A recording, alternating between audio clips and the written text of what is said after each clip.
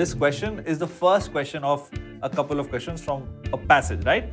So it says that chlorine reacts with SO2, gives you some R in presence of charcoal, with activated charcoal.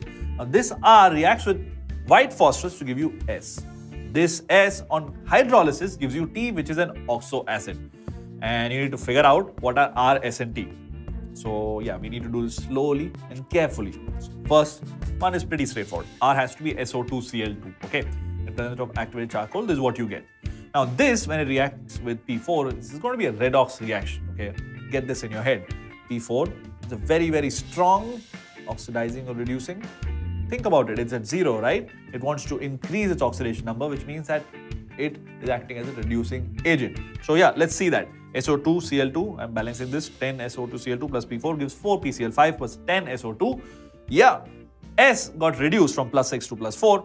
P, it gets oxidized itself from 0 to plus 5. This makes sense. I told you that this is going to be a redox reaction and this is the reaction I was talking about. So PCl5 is formed. Now this PCl5 on hydrolysis, what is hydrolysis? Breaking of bonds due to addition of water. Yeah, sometimes presence of an acid. So anyway, PCl5, 1 mole of this reacts with 4H2O to give me H3PO4 plus HCl. Is this correct? Yeah, H3PO4 is an oxo acid, right, of phosphorus. So yeah, this works. Important idea here is there's no redox reaction happening here. P had an oxidation state of plus 5, still has plus 5.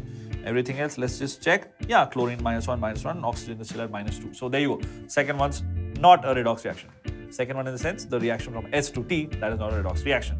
I keep repeating the idea of redox reaction because that will help you remember some of these slightly difficult reactions as well, if you know whether redox reaction is happening or not. Okay, so the answers clearly are R is SO2Cl2, S is PCl5 and T is H3PO4.